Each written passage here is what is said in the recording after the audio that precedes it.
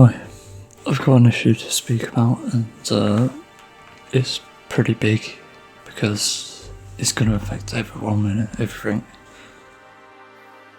I have breathing problems, so excuse me if I sound a bit weird. So there's been news recently, and obviously it's going to happen. I think Nvidia had a keynote at Computex. I'm not sure, might not be. But it was questionable. I've only seen clips of it, but fuck me. I do not want to see that again. I want it erased from my memory. But this brings up an issue that I realised long ago when AI was starting. It's the ethical issue. Like, the thing is, the entire thing just feels dystopian. And I predicted that this would happen if people continued to consume AI, because also companies could just get on the trend, and they are. That's what Nvidia is doing now. I'm definitely going to AMD unless they AI generate. In that case, I'm fucked. It's just concerning, really. It makes me really worried. But this brings up a point that I realised through watching the Triforce podcast when they were talking about AI, Lewis Peer and Zips. It pretty much brought up the point that there's a lot of benefits to it. And I think because I wasn't focusing on the benefits, I wasn't really considering much. Because I think there's obviously use for AI generated stuff, and it can increase workflow, but of course it's not very accurate as it is now, and also the style is very fucking stale. Seriously, the amount of AI output I've seen that's actually the same thing, it's just absurd.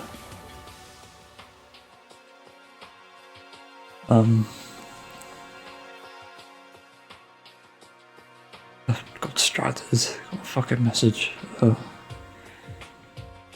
Yeah, so pretty much like, I want to get tested for it if I have dysgraphia/dyspraxia, which is I don't know if you even call it disability, I don't know.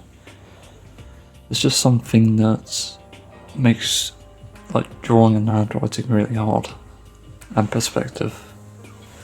I happen to have all three, pretty much.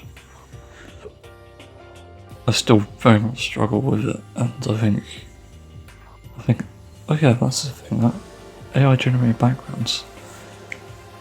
I actually think they're a good idea, because backgrounds are so fucking hard to make, and there's no tutorials on them, so what's the harm? And also I think many artists don't even want to bother with background, that's why you see so much art without backgrounds anyway. Yeah. Anyway, because I struggle with those three things, I think AI can be a good accessibility tool. I think it could be very useful for that, and because I know at least a little bit about editing, I can fix things in like post-process, I guess. Like, I don't know what you call that. Basically, when I get the image, I can edit it. I think that's a skill itself that you can use, you can do even as a job. So it just goes to show that, yeah, there are benefits, but you don't need to have this sort of ad nauseum consumption of AI generated stuff. You literally don't need to have it so much so in your life that it is your life. This brings up a thing that I realised recently through meeting another person. I prescribe to a yin-yang philosophy. That's my voice. What this means is that I have both sides of something.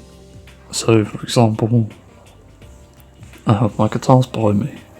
I can make music, but I use VSTs because of, again, an undiagnosed issue with timing and coordination. But I have the guitars themselves, and that means that, say, I can't use a VST thing. I can use my guitars instead. But also because I practice on these guitars, as I have recently, because it's kind of fun to do. It's sort of therapeutic. It's kind of helped. I found that having that middle ground really makes you insightful in some way and also more intelligent. Like, I really am confident in myself to say that. Having the knowledge and understanding of things from both sides is actually extremely important.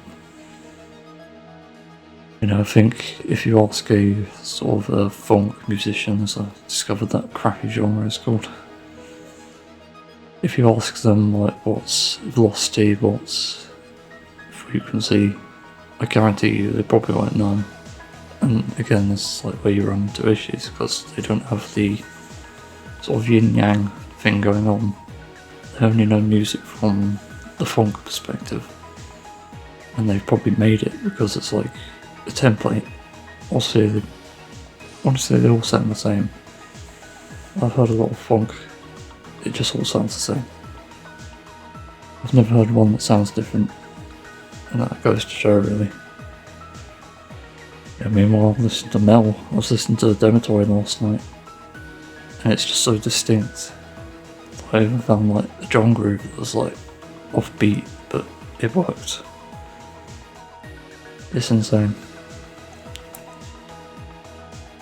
So this is to say that I think if you are consuming AI generated content, as I may start to do, because I'm still trying to get over this fear of it really,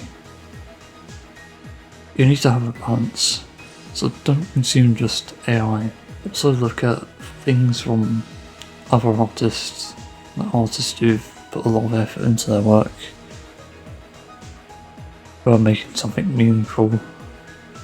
Because I think when you put this fixation of like AI being the best, when you put that in the spotlight, it's going to make corporations think that they've got to adapt to it and start making AI. And you know, the fact that everyone is making it, like Google, Microsoft, and I think there's probably others besides Nvidia, is concerning. And when you replace art with AI, you just lose all meaning in art. And this isn't like a conservative thing. I'm very much progressive. But progressive doesn't mean, oh, good thing come along, good thing good. That's not how it works. Some good things are fucking terrible. Like animal agriculture. Even though we can get nice tasting food at convenient prices, it's not good for anyone. It's not good for the planet, it's not good for health. There's so much wrong with it. It's not good for the animals especially. And that's what I mean by sort of yin-yang, I guess. There's also like yin-yang within yin-yang. There's like good and bad. Like music stems from classical music, and I reckon most classical music was done by slave owners and shit. And yeah, the music is great, but you can't ignore the fact that people were likely slave owners of when it was coming along. But yeah, it's important to have that sort of education and understanding.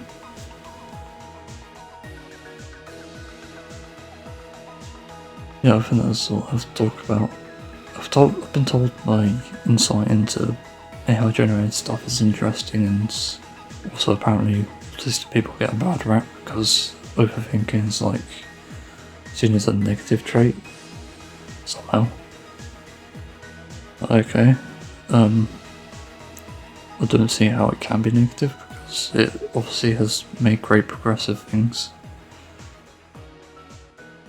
Women have like understanding of LGBTQ plus without overthinking really.